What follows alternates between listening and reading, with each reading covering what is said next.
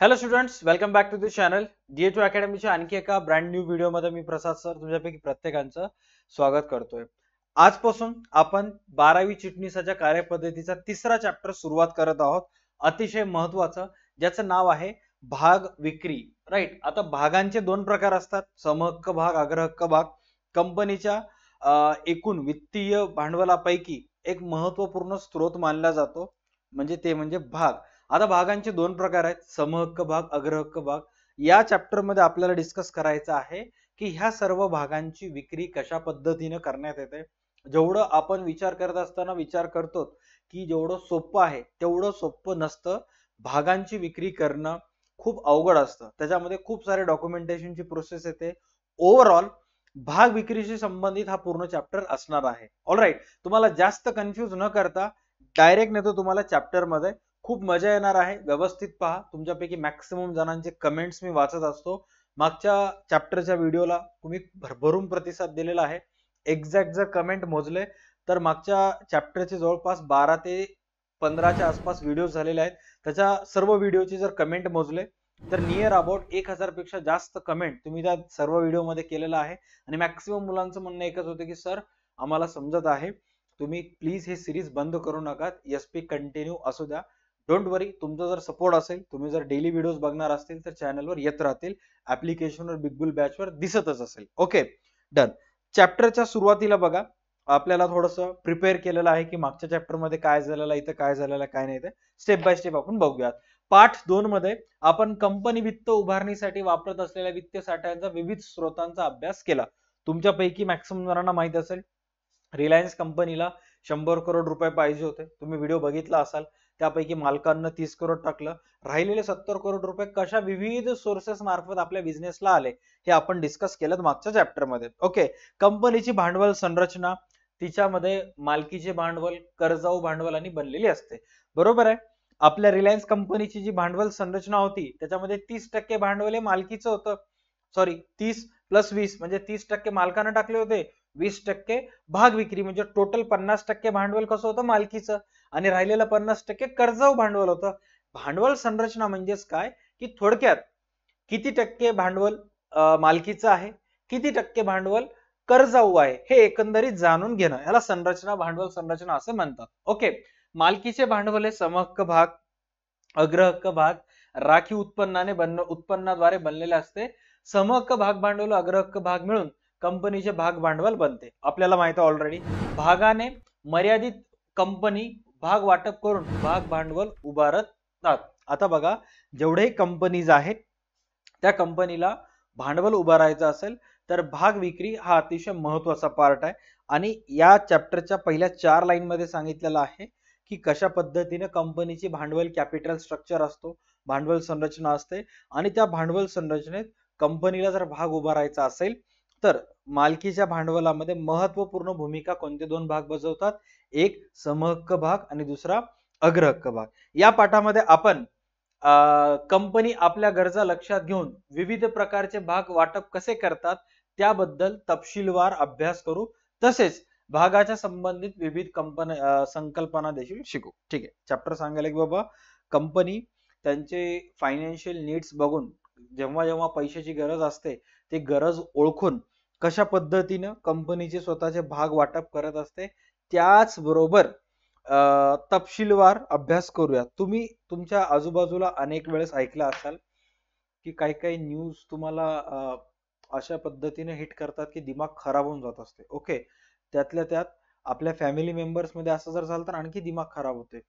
यार, काही काही मुलं जे असतात ना, इंजिनिअरिंग वगैरे करून आलेले, आज पण असं ऐकतो IIT वाले की 80 लाखाचं पॅकेज, 2 करोडचं पॅकेज, त्याला वर्षाला 3 करोड रुपये भेटणार. राईट. आता ह्याच्या मागचं लॉजिक समजून घ्या की आजकालचे मोठ्या मोठ्या कंपन्या काय करायलेत, सांगायलेत की तुला 50 लाख रुपये वर्षाला पगार आहे. सगळे फॅमिलीवाले खुश, बँड लावून सगळे स्वागत करायलेत एकदम. बट मधली गोष्ट काय असते की त्या 50 लाखापैकी त्याला 30 लाखच कॅश इन हँड मिळते, बाकी 5-6 लाख तर टॅक्स मध्ये कटते. इमॅजिन करा, 50 लाख पगार आहे तर साधं सिंपल लॉजिक आहे, 30% त्याच्या टॅक्स मध्ये गेले, 15 लाख तर टॅक्स मध्ये जातात वर्षाला. ओके, 35 लाख पैकी कंपनी काय करते, नीट लक्ष द्या, कंपनी व्यवस्थित पहा. जस्ट एक रॅन्डम आकडा सांगायला मी, 35 लाख पैकी 20 ते 22 लाखच त्याला कॅश देते. राहिलेल्या अमाऊंटचे त्याला म्हणते की तुला ह्या राहिलेल्या अमाऊंटचे कॅश मध्ये मिळणार नाही, तुला ह्या अमाऊंटचे आपल्या कंपनीचे शेअर्स मिळते. बात को समजो. कंपनी त्याला पगार दिली, तेच पगार वापस कंपनीमध्ये आली भागांच्या स्वरूपात, म्हणजे तो कंपनीचा काय झाला, भागधारक झाला. उद्या त्या भागांची किमती वाढले तर याची पगार दुप्पट होईल. उद्या त्या भागांची किमती कमी झाले तर याची पगार 50 लाख नव्हती, याची पगार किती लाख होती, 22 लाख होती. हे हिडन ट्रूथ आहे, हे कोणी कोणाला सांगत नाही, बट ऍक्च्युअल फॅक्ट हे असं असतं. ओके, तर सर कंपनी स्वतःच्याच कर्मचाऱ्यांना शेअर्स विकते का पगारच्या बदल्यात? यस, पगारच्या बदल्यात कंपनी शेअर सुद्धा देऊ शकते. ते कशा पद्धतीने देते काय नाही, अशा अनेक प्रश्नांची उत्तरं या चॅप्टर मध्ये आहेत.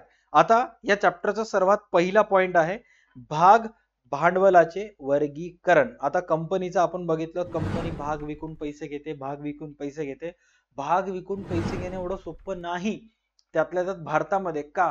कारण भारतामध्ये असे कितीतरी लोक आहेत की फुल फॉर्म मध्ये भाग घेतात, पण ते भागाचे हप्ते शेवटपर्यंत भरणं सुद्धा होत नाही. तुमच्या आजूबाजूला असे किती ठिकाणी झालं असेल की हप्त्यावर गाडी घेतली, गाडीचे हप्ते न पेड केल्यामुळं कंपनीवाल्यांनी गाडी उचलून घेऊन गेली. या अशा गोष्टी असतात त्याच्यामध्ये. आता नीट लक्ष द्या, इथं काय सांगण्यात आलेलं आहे, भाग भांडवल म्हणजेच समहक्क भाग आणि अग्रहक्क भाग याद्वारे उभारलेले भांडवल होय. सर्वात पहिले कन्फर्म करून घ्या, भाग भांडवल म्हणजेच कंपनीच्या भागांची विक्री करून जमा केलेले भांडवल. आता कोणते कोणते भाग कंपनी विकू शकते? साधं सिंपल लॉजिक आहे सर, कंपनीचे समहक्क भाग विकू शकते, अग्रहक्क भाग सुद्धा विकू शकते. साधारणपणे भाग भांडवलामध्ये समहक्क भागाचे प्रमाण अग्रहक्क भागांपेक्षा जास्त असते. साधं सिंपल लॉजिक आहे, कोणतीही कंपनी समहक्क भागांची जास्तीत जास्त विक्री करते, अग्रहक्क भागांची करत नाही. का? कारण अग्रहक्क भागांना ठराविक दराने लाभांशाचा दर द्यायचा असतो. कंपनीला फायदा होते ना होते, कंपनीला कसंही करून 1-2 वर्षात लाभांश द्यायचाच असतो. म्हणून कंपनी सहसा असे अग्रहक्क भाग टाळते. कंपनीला आवडतात ते म्हणजे समहक्क भाग. त्याच्यानंतर काय सांगण्यात आलेलं आहे, भाग भांडवलाची रक्कम नवीन भाग वाटपामुळे किंवा भांडवल कमी केल्यामुळे वेळोवेळी बदलत असते. आता हे जी भाग भांडवलाची रक्कम आहे, हे कंपनीचं भांडवल स्टेबल राहत नाही. आज तुमच्या कंपनीची प्राइस 110 रुपये, उद्या 120 असेल, मग तुमचं भांडवल वाढेल ना. बघा साधं सिंपल आहे, एखाद्या कंपनी जवळ, जस्ट उदाहरणार्थ नीट समजून घ्या, एका कंपनी जवळ कंपनीच्या शेअरची प्राइस 100 आहे. ओके, आणि कंपनी जवळ 10 शेअर आहेत, तर मग कंपनीचं भांडवल किती झालं सर? 1000. उद्या याच 10 शेअरची किंमत, 10 पैकी एका शेअरची किंमत जर समजा 100 न 150 झाली, तर कंपनीच्या भांडवलाची रक्कम किती झाली सर? कंपनीच्या भांडवलाची रक्कम झाली 1500. म्हणजे जसं भागांची प्राइस कमी जास्त होत असते, तसंच कंपनीचं भांडवल बदलत असतो. भागाची प्राइस कमी झाली, कंपनीचं भांडवल कमी. भागांचे प्राइस वाढले, कंपनीचे भांडवल काय होत राहणार? वाढत राहणार. राईट, इथपर्यंत आय होप गोष्टी क्लिअर झाल्या असेल. आता इथं हा एक तक्ता आहे, हा तक्ता आणि या तक्त्यामध्ये दिलेल्या सगळ्या गोष्टी एका मिनिटाच्या आत तुम्हाला समजून जातील शेवटपर्यंत. बट 3 गोष्टी त्याच्या अगोदर तुम्हाला क्लिअर व्हायला पाहिजे. हे व्याख्या तर हे सगळे विक्रीस काढलेले भांडवल, मागणी केलेले भांडवल, याची व्याख्या असं मी तोंडी तयार करायला लावतो तुम्हाला. फक्त तुम्ही 3 गोष्टी समजून घ्या. काय काय स्टुडंट्स मॅथमॅटिकली चॅलेंज असतात, त्यांना आकडेवारी आली की दिमाग चालणार, त्याच्यामुळेच खूप सारे जण कॉमर्सला आलेले आहेत, कारण गणित अवघड जात असतात म्हणून. सर फॅक्ट आहे. ओके, हसला सर तू, आणखी तुलाच म्हणालो मी. हा, आता 3 गोष्टी समजून घ्यायचा. सर्वात पहिला, एका कंपनीकडे टोटल 1 लाख भाग आहेत. भागांची संख्या किती लाख आहे? 1 लाख. एका भागाची किंमत किती आहे? 10. एका भागाची किंमत किती आहे? 10. 1 लाख भाग, प्रत्येक भागाची किंमत 10. 1 लाख गुणिले 10 लाख केलं तर या 10 लाखाला म्हणतात एकूण कंपनीचं भाग भांडवल. एकूण कंपनीचं काय? भाग भांडवल. इथपर्यंत क्लिअर झालं? हा, आता या तिन्ही पैकी कोणतेही 2 गोष्टी तुम्हाला माहित असू द्या, तिसरी गोष्ट ऑटोमॅटिक निघते. बस तुम्हाला गुणाकार भागाकार करायचा असतो. सर कसं? आता मी तुम्हाला काही प्रश्न विचारतो, एका भागाची किंमत किती आहे? सर 10 रुपये. कंपनीजवळ टोटल किती भाग आहेत? सर कंपनीजवळ 1,00,000 भाग आहेत. साधं सिंपल आहे, गुणाकार करा. किती आलं? कंपनीचं टोटल भांडवल किती निघालं? 10 लाख रुपये. दुसरं, कंपनीजवळ 10 लाखाचा भाग भांडवल आहे आणि एका भागाची किंमत 10 रुपये आहे. मग कंपनीजवळ एकूण किती भाग असते? दुसरा प्रश्न. हा समीकरण नंबर 1. समीकरण नंबर 2 समजून घ्या आता. दुसरा पॉइंट. कंपनीजवळ 10 लाख रुपयाचे भाग भांडवल आहे. एका भागाची किंमत 10 रुपये आहे. मग टोटल कंपनीजवळ किती भाग असते? साधं सिंपल आहे. एकूण भाग भांडवल भागिले एका भागाची किंमत. आन्सर किती आलं? सर आन्सर आलं 1,00,000 रुपये. That's it. तिसरा पॉइंट. कंपनीजवळ टोटल 10 लाख रुपयाचं कंपनीजवळ टोटल 10 लाख रुपयाचे भाग भांडवल आहे आणि कंपनीजवळ 1,00,000 भाग आहेत. मग एका भागाची किंमत किती? साधं सिंपल आहे, नीट समजून घ्या. एकूण भाग भांडवल भागिले एकूण भाग. एका भागाची किंमत येते कसं? हे 5 शून्य कट, हे 5 शून्य कट, शिल्लक किती राहिले? 10. एका भागाची किंमत किती आली? 10. 3 पैकी 2 गोष्टी माहिती राहिले, तिसरी गोष्ट ऑटोमॅटिक आपण फाइंड आउट करू शकता. क्लिअर झालं? हा. आता नेक्स्ट व्यवस्थित समजून घ्या. ज्याला मॅथमॅटिकली चॅलेंज आहेत त्यांना हा पार्ट वापस बघल्याशिवाय समजणार नाही. 2-3 वेळेस बघून घ्या, ऑटोमॅटिक समजेल. ओके, आता नीट लक्ष द्या. इथून पुढे जेवढे पार्ट असेल व्याख्या सांगत मी समोर जाणार आहोत. बघा, ह्या सगळ्यांची व्याख्या, ह्याचं डेफिनेशन डीप डाऊन तुम्हाला रट्टा मारून समजून घ्यायचा असेल तर पेज नंबर 37 आणि 38 वर देण्यात आलेला आहे. मी एकदम शॉर्ट मध्ये सांगतो कारण हा प्रश्न एक्झामच्या पॉइंट ऑफ व्ह्यू महत्वाचा आहे. पुस्तकीतलं वाचून जर परीक्षेमध्ये लिहितो म्हणलं तर त्यानं मेलं. मी जे जुगाड मेथडनं सांगायलो तसंच पाठांतर करायचं, बरोबर तुम्हाला 4 मार्क फिक्स होतील जर परीक्षेला प्रश्न आला भाग भांडवलाचे वर्गीकरण. ओके, चला सर्वात पहिले बघा, कंपनी काय करायली? 1,00,000 समहक्क भागांची विक्री करायला काढली. आता फक्त कंपनी विक्री करायला काढली आणि एका भागाची किंमत 10 रुपये आहे.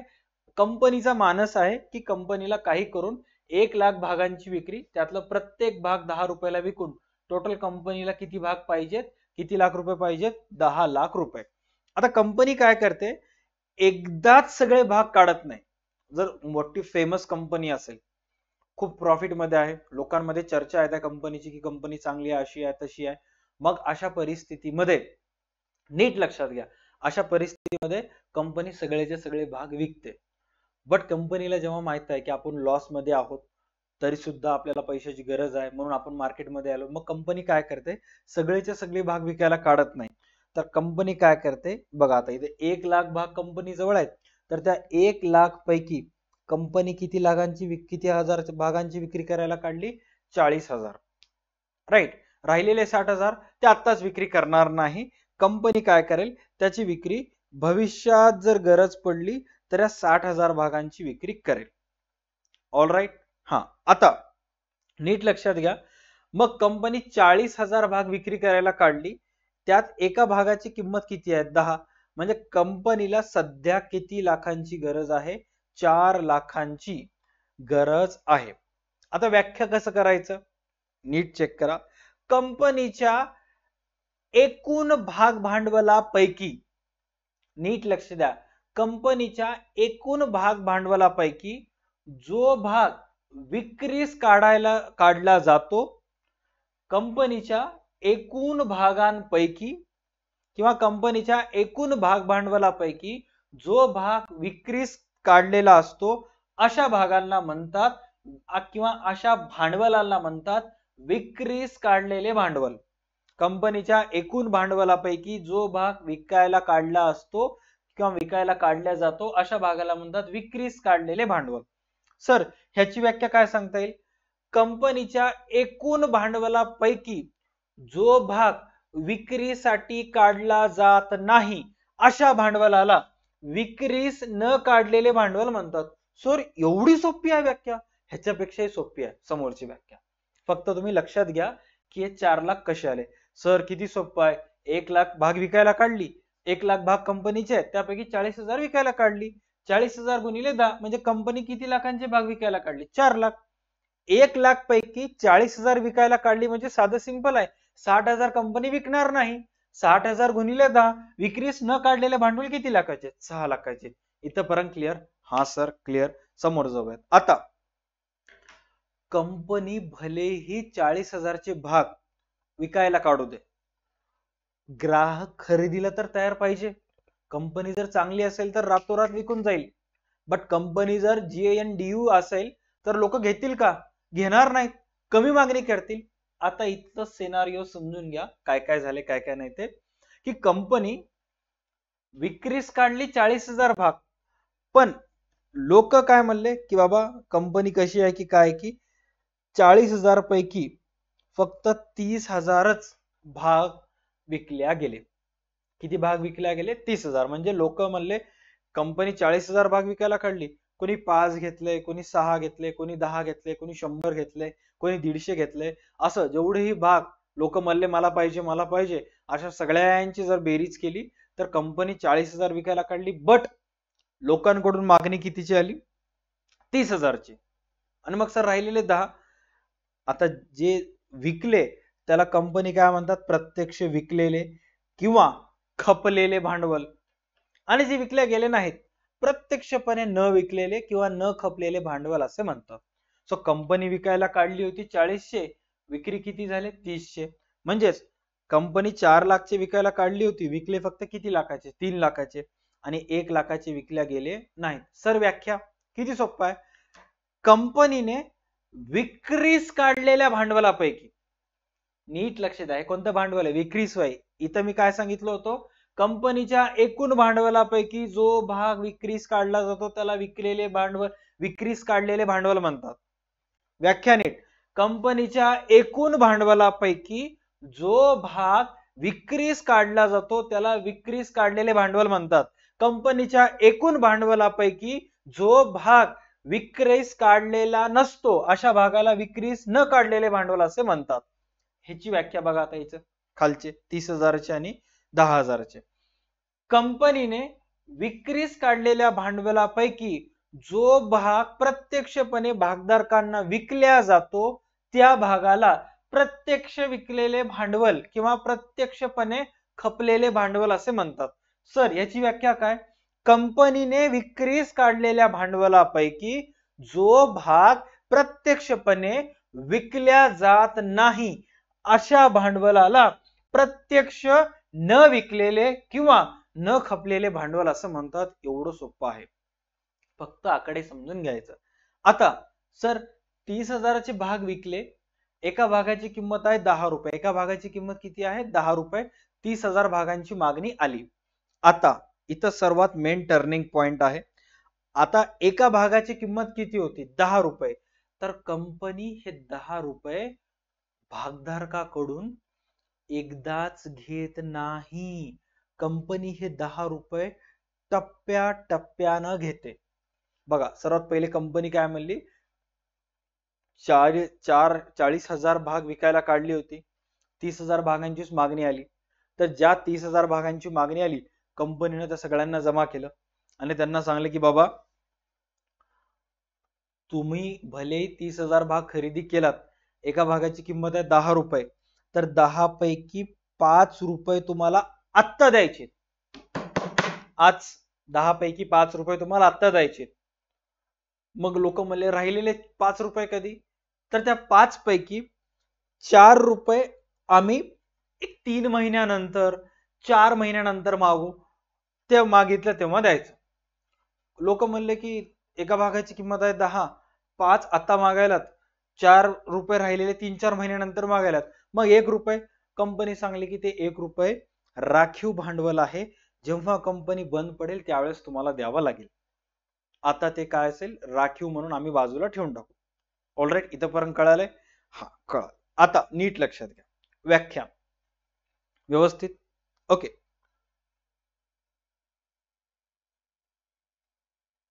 कशाची? मागणी केलेल्या भांडवलाची व्याख्या. कंपनीने प्रत्यक्षपणे विकलेल्या भांडवलापैकी जेवढे भांडवलाची रक्कम भागधारकाकडून मागविण्यात येते त्याला मागणी केलेले भांडवल म्हणतात. कंपनीने विकलेल्या भागापैकी जेवढ्या भागाची रक्कम भागधारकाकडून मागविण्यात येते त्याला मागणी केलेले भांडवल असे म्हणतात. बघा, कंपनीने विकले किती भाग? 30. आणि कंपनी काय म्हणाली की 30,000 भाग विकला, एका भागाची किंमत आहे 10 रुपये, तर 10 पैकी 5 रुपये द्या. कंपनीने विकलेल्या भागांपैकी भागाची जेवढी रक्कम भागधारकांकडून मागविण्यात येते त्याला मागणी केलेले म्हणतात. मग सर याची व्याख्या काय होईल? कंपनीने विकलेल्या भागापैकी जेवढ्या भागाची रक्कम ग्राहकाकडून मागविण्यात येत नाही किंवा आणखी मागविण्यात आलेली नाही त्या रकमेस मागणी न केलेले म्हणतात. मागणी केलेले म्हणजे काय? ग्राहकाकडून मागविण्यात आले, मागणी केलेले भांडवल. ग्राहकाकडून म्हणल्यापेक्षा भागधारकाकडून. कंपनीने विकलेल्या भागापैकी जेवढी रक्कम भागधारकाकडून मागविण्यात येते त्याला मागणी केलेले भांडवल म्हणतात. कंपनीने विकलेल्या भांडवलापैकी जेवढी भागाची रक्कम आणखी मागविण्यात आलेली नाही त्याला मागणी न केलेले भांडवल म्हणतात. मग सर राखीव भांडवल म्हणजेच काय? कंपनीने विकलेल्या भागापैकी ज्या भागाची रक्कम प्रमंडळ समापनेच्या वेळी कंपनी बंद पडण्याच्या वेळी मागविण्यात येणार असते त्या रकमेस राखीव भांडवल असे म्हणतात. क्लिअर? Yes, clear. आता नीट लक्षात घ्या. कंपनीने 30,000 भागांची विक्री केली, एका भागाची किंमत 10 रुपये, तर 10 पैकी 5 कंपनी मागवायली, 4 नंतर मागवणार आहे, 1 कंपनी बंद पडल्यानंतर समापनेच्या वेळी राखीव म्हणून आहे ते. ओके, आता ह्या 30,000 भाग ज्यांनी खरेदी केलं कंपनी त्यांना पैसे मागवायली. ओके, आता 30,000 भाग ज्याच्या जवळ आहेत त्यापैकी कोणी पैसे देते, कोणी म्हणते मला अडचण आहे मी पुढच्या आठवड्यात देतो, 1 महिन्याचा टाइम राहते, राईट. आणि मग जे पैसे आहेत ते काही वेळेस कंपनीला येतात, काही वेळेस कंपनीला पैसे येत नाहीत. काही जण म्हणतात की माझ्याजवळ आता पैसे नाही येत, मी काय करतो पुढच्या वेळेस जेव्हा तुम्ही 4 मागवणार आहो ना त्या 4 सोबत माझ्या यावेळेसचे 5 देऊन टाकतो, पण आता माझ्याजवळ पैसे नाही येत.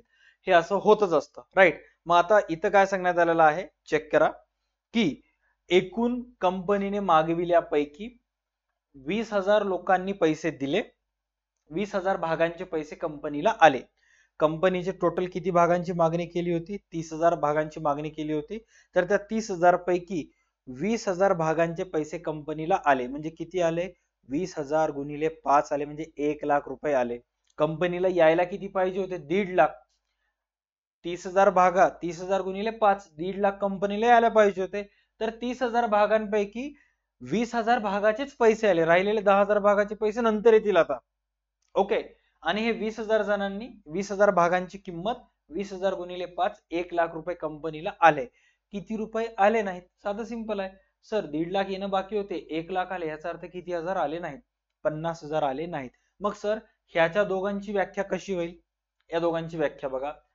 कंपनीने मागणी केलेल्या भांडवलापैकी जो भाग प्रत्यक्षपणे भागधारकाकडून वसूल झालेला असतो अशा भागांना वसूल झालेले भांडवल म्हणतात. कंपनीने मागणी केलेल्या भांडवलापैकी जो भाग भागधारकाकडून आणखी वसूल करण्यात आला नाही किंवा वसूल झाला नाही अशा भागांना वसूल न झालेले भांडवल असे म्हणतात. सर एवढे डेफिनेशन सोपं आहे का? रे डेफिनेशन खूप सोपे आहेत, तुम्ही फक्त याच्या नादाला लागू नका. हे आहे एवढूस चांगले असं हातभर. ओके, आता त्याच्यामध्ये त्यांची चूक नाही, कारण मुलंच एवढे तुमच्या वर्गामध्ये पण ढड्डे पोर आहेत का बघा. मागच्या काही वर्षामध्ये आज तुम्हाला म्हणणं चुकीचं आहे, बट पोरांची कन्सेप्च्युअल क्लॅरिटी लय वीक झाली. ओके, अगोदर एका झटक्यात सांगलं तर समजून जात होते, आता एकच गोष्ट 5-5 वेळा समजून सांगावं लागेल. ह्याच्यामध्ये तुमचं चुकी नाही, पुस्तकीची चुकी आहे म्हणा, आमची चुकी आहे की आम्ही एवढा अभ्यास सिलेबस गेलं. गोष्टी तुमच्यासारखे कठीण, तुम्हाला सोपे गोष्टी पाहिजे, हे आपल्या पूर्वजांनी कठीण गोष्टी देण्यात तुमचं काहीच चुकी नाही, तुम्ही तुमच्या जागेवर योग्य आहात. ओके, चलो एक वेळेस व्याख्या सर्व आपण रिकॉल करूयात.